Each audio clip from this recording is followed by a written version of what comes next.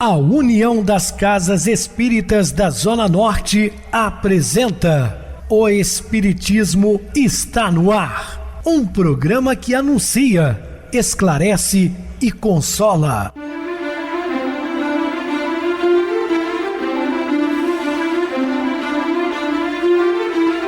Não se turve vosso coração. Credes em Deus, credes também em mim. Na casa de meu pai há muitas moradas. Se assim não fora, eu vou-los teria dito, pois vou preparar-vos lugar. O Espiritismo está no ar. Sintonize esta frequência. Pare, pense na vida, faça perguntas. Uma ótima noite para você, muito obrigado pelo carinho, pela sintonia. Rádio Clube FM, sua voz é a nossa voz. Estamos no ar de segunda a sexta-feira desde 2014 pela emissora. Depois passamos a atuar pelo YouTube. O canal é Viver _ Melhor. Se inscreva, deixa seu like. Sua opinião é sempre importante para nós. Ou acesse o YouTube, digite o Espiritismo está no ar. Lá encontrarão vários programas, inclusive o do dia. Eu recebo carinhosamente meu querido amigo, espiritista, trabalhador na Casa Espírita Maria de Nazaré, Adilson Reis. Uma boa noite, seja muito bem-vindo. Boa noite a você, Pedrosa, e a você, ouvinte da Rádio Clube FM. Mais uma vez temos a oportunidade de estudarmos o Evangelho de Jesus. Então vamos estudar e aprender juntos. Muita paz e que Jesus nos abençoe. Vamos estudar sobre verdugo e vítima. Dúvidas? Entre em contato conosco ligando para Clube FM, agora também pelo WhatsApp 0 operadora 32 99932 7758. Quer falar comigo? Utilize a TIM 988012675, WhatsApp 9844949, novamente 59.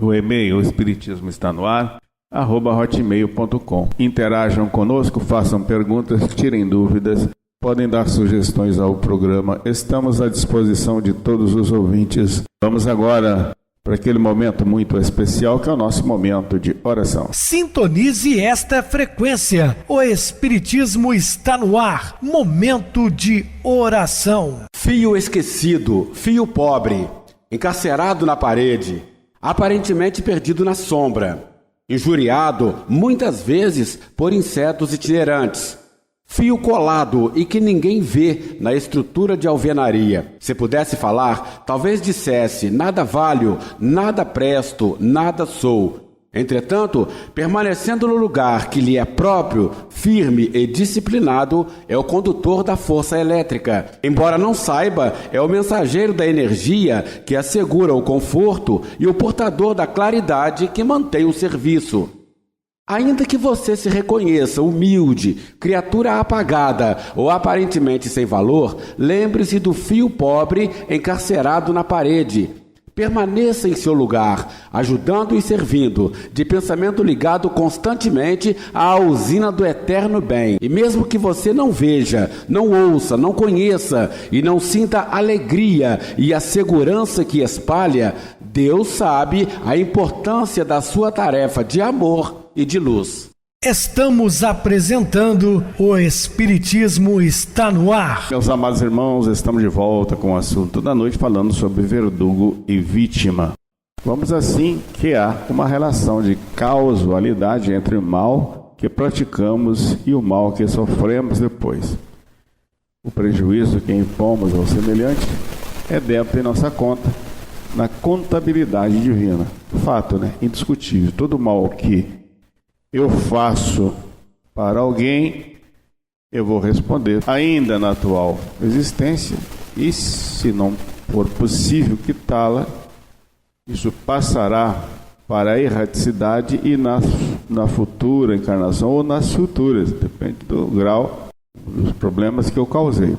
Entretanto, é oportuno lembrar que não devemos confundir a lei de causa e efeito, que é uma lei natural, uma lei divina, não é isso?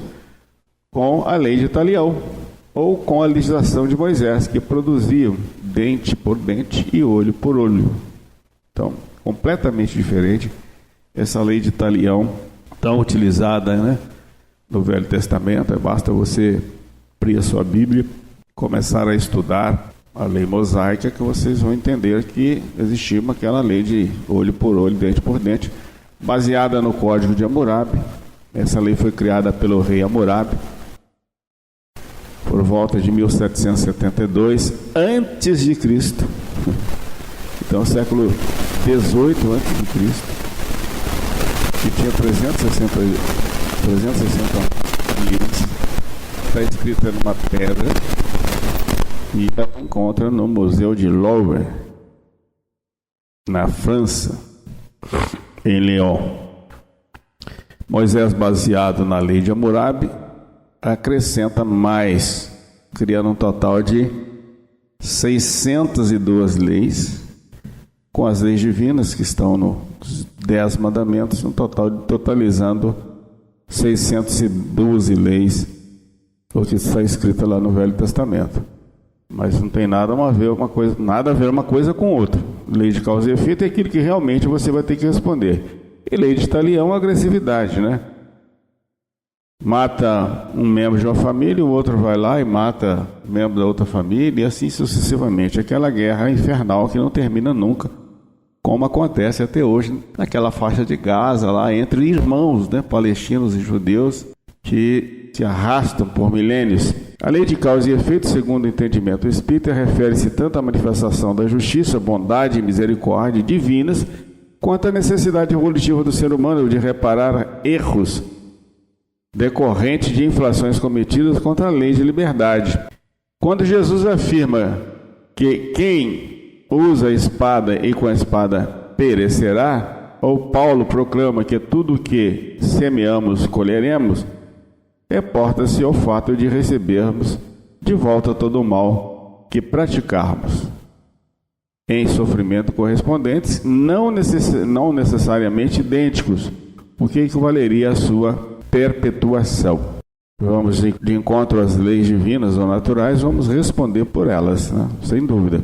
Todo prejuízo causado ao semelhante provocará desajuste em nosso corpo espiritual, o perispírito, os quais, nesta mesma existência ou em existências futuras, se manifestarão na forma de males redentores. Então agora eu falo assim, pessoas que estão utilizando de cargos elevados, né, na atual existência, cargos políticos, cargos da magistratura, e que fazem mau uso ou abusam dos seus poderes, prejudicando a outrem, estão desequilibrando o perispírito, o corpo espiritual. Gravíssimo. Vão começar a responder ainda na atual existência. A literatura espírita é rica de inúmeros exemplos sobre a lei de causa e efeito. A título de ilustração, citaremos 3 casos importantes. O primeiro deles é o verdugo e a vítima. O espírito irmão X, que é Humberto de Campos, nos conta no livro Contos desta e da Outra Vida a seguinte história. O rio transbordava, aqui e ali, na crista espumosa da corrente pesada. Animais mortos o deslizavam toras e romarias. Vazante em torno davam expansão ao crescente lençol de massa barrenta. Famílias inteiras abandonavam casebres sob chuva, carregando aves, espantadíssimos, quando não estivesse puxando algum cavalo magro. Querendo o jovem barqueiro que 26 anos de sol não serão havia, enrijado de todo, ruminava plano sinistro. Não longe, em uma casinhola fortificada, vivia Licurgo, conhecido usuário das redondezas. Todos sabiam, proprietário de pequena fortuna, a quem montava a guarda vigilante. Ninguém, no entanto, poderia avaliar-lhe a extensão, porque sozinho envelhecera e sozinho atendia às próprias necessidades. O velho, dizia Quirino, de si para consigo, será atingido na certa. É a primeira vez que surge uma cheia como esta. Agarrado aos próprios haveres, será levado de roldão. A malícia desse jovem de 26 anos, já pensando no pior, na tragédia de Licurgo. E se as águas devem acabar com tudo, por que não me beneficiar? O homem já passou dos 70. Morrerá a qualquer hora. Se não for hoje, será amanhã, depois de amanhã. O dinheiro guardado não poderia servir para mim, que estou moço e com pleno direito ao futuro? Aguaceiro caía sempre. Na tarde fria, o rapaz hesitante bateu à porta da choupana molhada. Seu Licurgo, e ante o rosto assombrado do velhinho que assomara à janela, informou: se o senhor não morrer, não demore, mais um pouco de tempo e as águas chegarão. Todos os vizinhos já se foram. Não, resmungou o proprietário. Moro aqui há muitos anos. Tenho confiança em Deus e no rio. Não sairei. Venho fazer-lhe um favor. Agradeço, mas não sairei. Tomado de criminoso impulso, o barqueiro empurrou a porta mal fechada e avançou sobre o velho, que procurou em vão reagir. Não me mate, assassino. A voz rouquinha, contudo, silenciou nos dedos o pulso do jovem. Quirino largou para um lado o corpo amolecido, como traste inútil, arrebatou o pequeno molho de chave do grande cinto e, em seguida, varejou todos os escaninhos. Gavetas abertas mostravam cédulas mofadas, moedas antigas e diamantes, sobretudo diamantes. Enseguecido de ambição, o moço recolheu quanto achava. A noite chuvosa descera completa. Quirino toma os despojos da vítima num cobertor e em minutos breves o cadáver mergulhava no rio. Logo após a volta à casa despovoada, recompõe o ambiente e afasta-se, enfim, carregando a fortuna. Passado algum tempo, o homicida não vê que uma sombra lhe erguesse a retaguarda. É o espírito de Licurgo que acompanhava o tesouro. Pressionado pelo remorso, o barqueiro abandona a região, instala-se em grande cidade com pequena casa comercial e casa-se, procurando esquecer o próprio arrependimento, mas recebe o velhinho Licurgo reencarnado por seu primeiro filho. Como a gente sempre fala aqui, a semeadura é livre, mas a colheita é realmente obrigatória. Segundo caso, dívida agravada. O espírito André Luiz nos relata no capítulo 12 da obra Ação e Reação, páginas 215 a 219, a manifestação da lei de causa e efeito numa situação muito comum na atualidade. O assistente, Silas, interrompeu a operação socorrista e falou-nos bondoso. Temos aqui asfixiante problema de conta agravada. E designando a jovem mãe, agora extenuada, continuou: Marina veio de nossa mansão para auxiliar a Jorge e Zilda, dos quais se fizera devedora. No século passado, interpôs-se entre os dois quando recém-casados, impelindo-os a deploráveis leviandades que lhes valeram angustiosa demência no plano espiritual. Depois de longos padecimentos e desajustes, permitiu o Senhor que muitos amigos intercedessem junto aos poderes superiores para que se lhes recompusesse o destino. E os três renasceram no mesmo quadro social para o trabalho regenerativo. Marina, a primogênita do lar de nossa irmã Luísa, recebeu a incumbência de tutelar a irmãzinha menor, que assim se desenvolveu ao calor de seu fraternal carinho. Mas quando moças feitas há alguns anos, eis que, segundo o programa de serviço traçado antes da reencarnação, a jovem Zilda reencontra Jorge e reatam instintivamente os elos afetivos do pretérito. Amam-se com fervor e confiam-se ao noivado. Marina, porém, longe de corresponder às promessas esposadas no mundo maior, pelos quais lhe cabia amar o mesmo homem no silêncio da renúncia construtiva, amparando a irmãzinha, outrora repudiada esposa, nas lutas purificadoras que a atualidade lhe ofertaria. Completamente cega e surda, começou a envolver o noivo da irmã em larga teia de seduções e, atraindo para o seu escuso objetivo o apoio de entidades caprichosas e enfermizas, por intermédio de doentios desejos, passou a hipnotizar o moço espontaneamente com o auxílio dos vampiros desencarnados, aliciara sem perceber. E Jorge, inconscientemente dominado, transferiu-se do amor por Zilda à simpatia por Marina, observando que a nova afetividade lhe crescia assustadoramente no íntimo, sem que ele mesmo pudesse controlar-lhe a expansão. Decorridos breves meses, dedicavam-se ambos a encontros ocultos, nos quais se comprometeram um com o outro na maior intimidade. Zilda notou a modificação do rapaz, mas procurava desculpar-lhe a indiferença à conta de cansaço no trabalho e dificuldades na vida familiar. Todavia, em faltando apenas 2 semanas para a realização do consórcio, surpreende-se a pobrezinha com a inesperada e afetiva confusão. Jorge expõe-lhe a chaga que lhe excrucia no mundo interior. Não lhe nega a admiração e carinho, mas desde muito reconhece que somente Marina deve ser-lhe a companheira no lar. A noiva preterida sufoca o pavoroso desapontamento que a subjuga e aparentemente não se revolta, mas, introvertida e desesperada, consegue na mesma noite do entendimento a dose de fornicida com que põe a termo a existência física.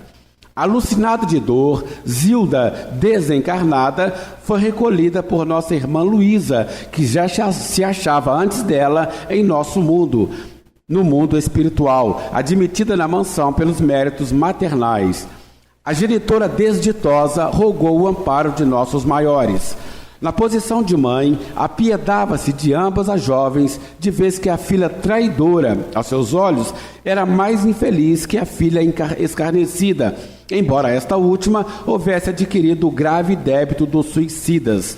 Em seu caso, atenuado pela alienação mental em que a moça se vira sentenciada sem razão a inqualificável abandono.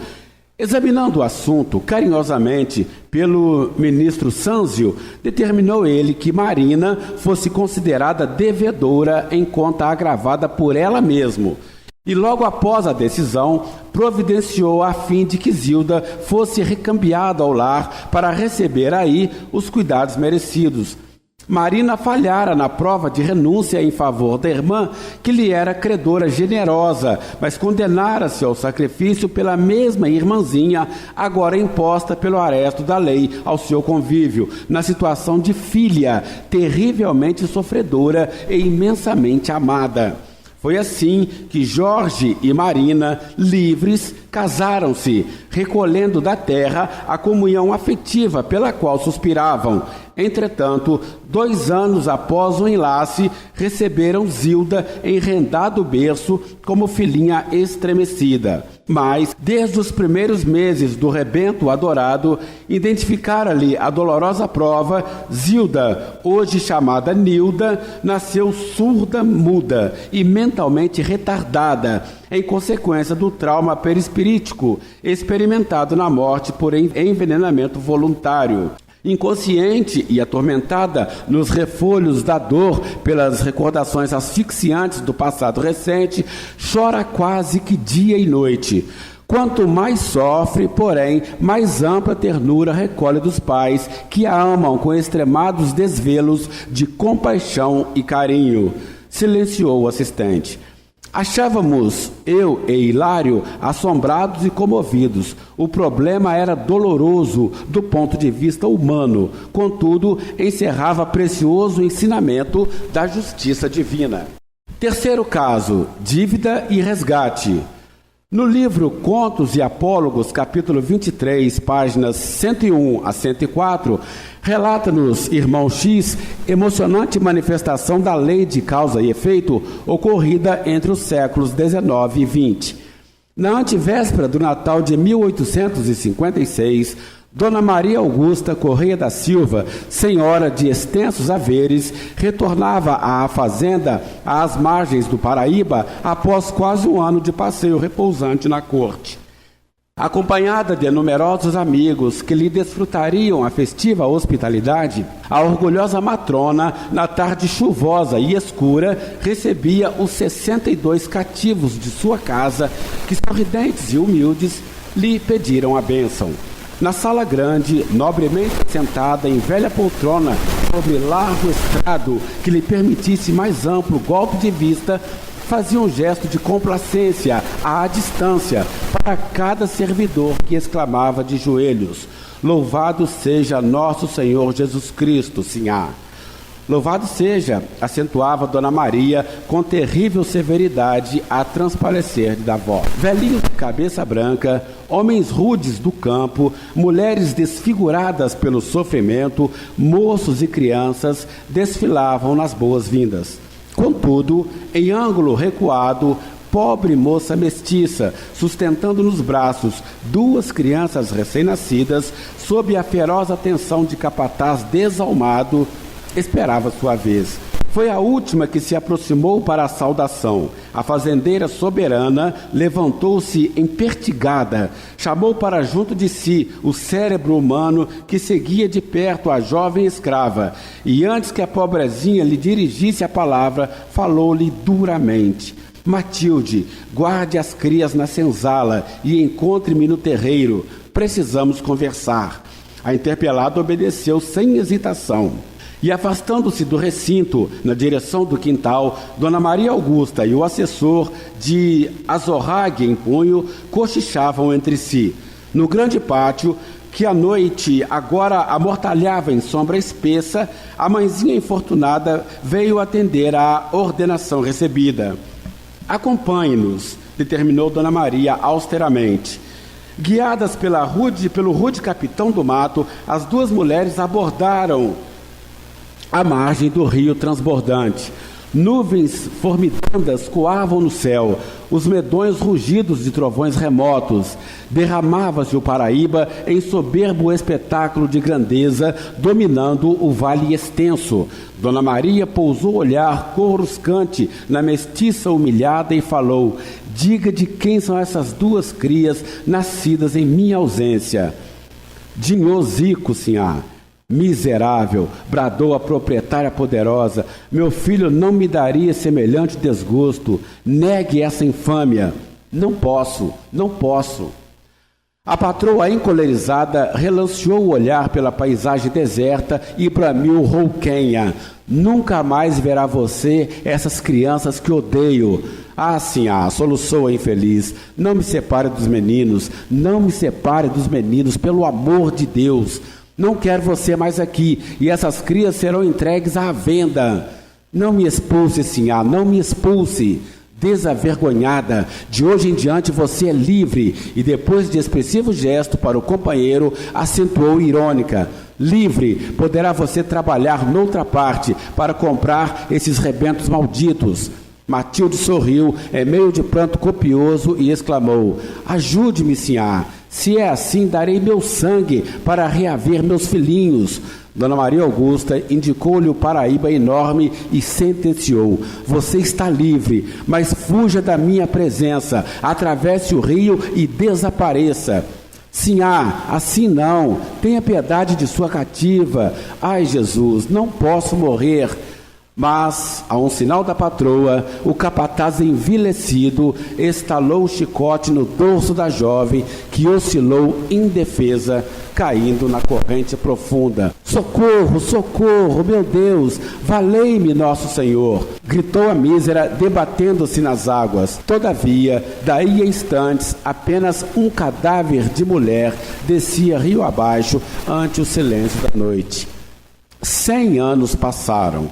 Na antevéspera do Natal de 1956, Dona Maria Augusta Corrêa da Silva, reencarnada, estava na cidade de Passa Quatro, no sul de Minas Gerais. Mostrava-se noutro corpo de carne, como quem mudara de vestimenta, mas ela era ela mesma, com a diferença de que, ao invés de rica latifundiária, era agora apagada mulher, em rigorosa luta para ajudar ao marido na defesa do pão.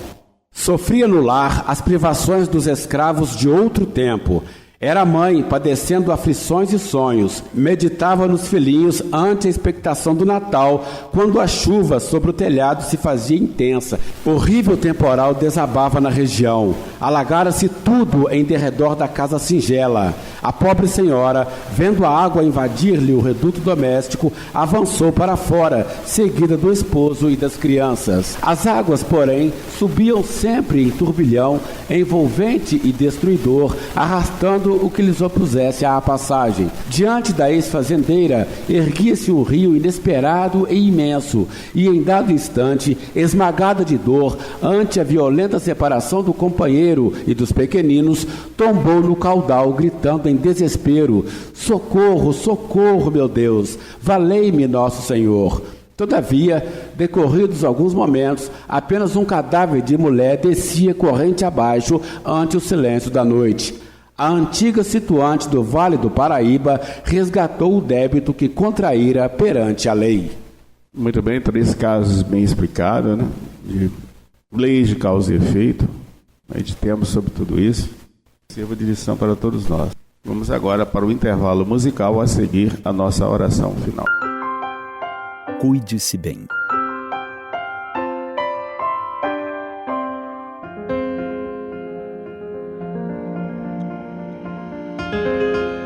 Por que estamos na Terra? Qual a finalidade de estarmos neste mundo em meio a tantas lutas?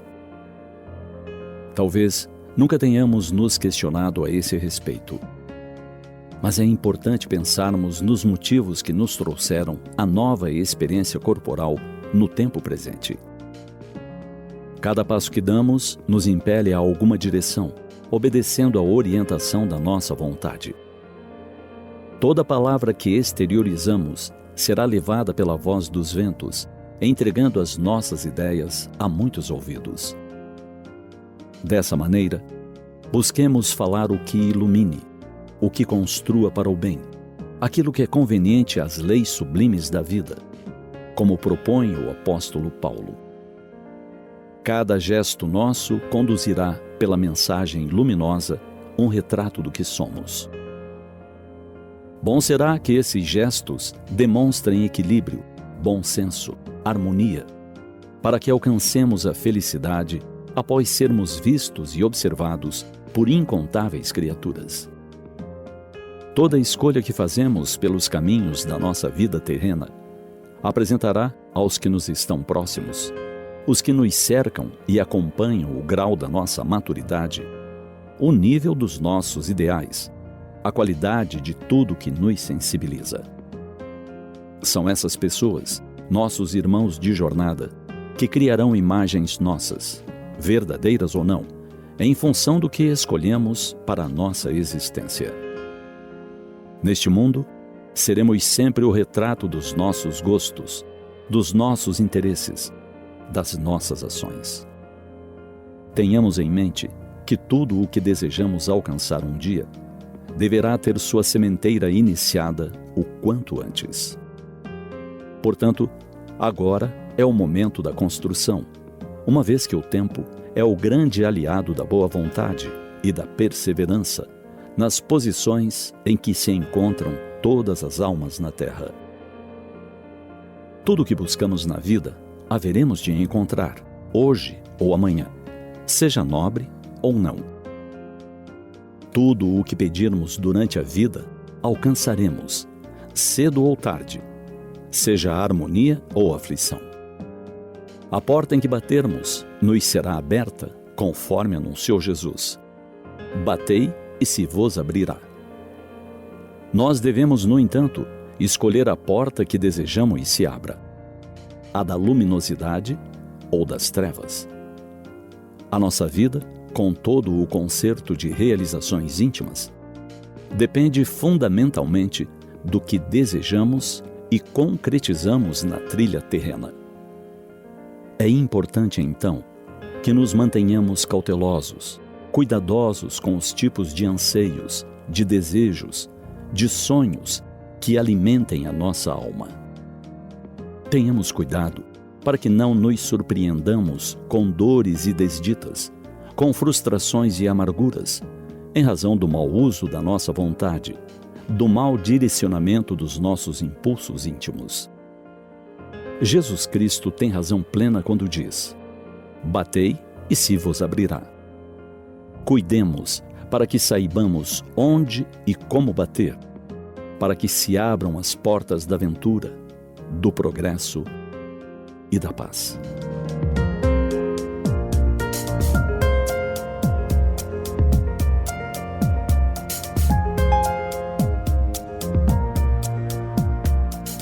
Peçamos a luz que nos clareie o caminho, e ela nos será dada. Peçamos forças para resistirmos ao mal, e elas nos serão ofertadas.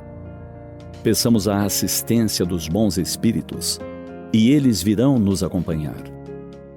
Peçamos bons conselhos, e eles não nos serão jamais recusados. Pensemos nisso.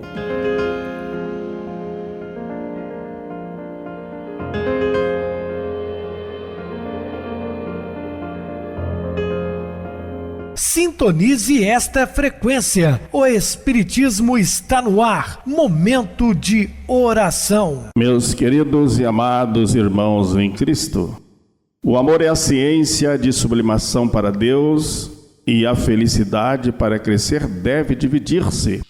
Não há ruptura de laços entre os que se amam no infinito do espaço e na eternidade. As almas afins se engrandecem constantemente repartindo as suas alegrias e seus dons com a humanidade inteira, não existindo limitações para o amor, embora seja ele também a luz divina a expressar-se em graus diferentes nas variadas esferas da vida. O amor sem limitações. Portanto, ame sem esperar recompensa alguma, simplesmente pelo fato de amar, que foi isso que Jesus trouxe à terra para ensinar aos homens que todos somos irmãos. Muita paz, que Ele nos abençoe.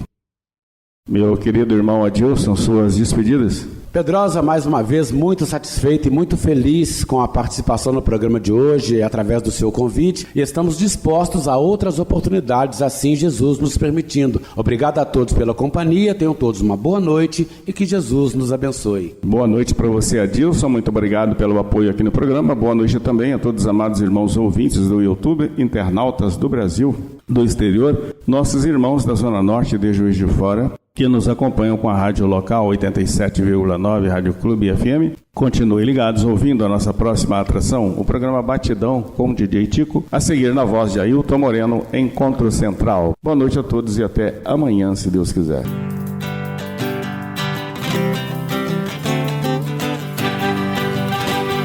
A União das Casas Espíritas da Zona Norte apresentou O Espiritismo está no ar, anunciando o Evangelho de Jesus, esclarecendo sua mensagem, consolando corações. Olhe pro céu e descubra imagens de luz. Sinta em Jesus o amor todo que Deus te deu. Pense no bem, no melhor em que pode fazer. Seja o que for, também vai receber. De coração, ajude-me, irmão, a caridade é o caminho do amor. Faça ainda que possa sofrer, pois bênçãos de Deus há de ter. Ame, perdoe e viva melhor a natureza, o céu e o mar.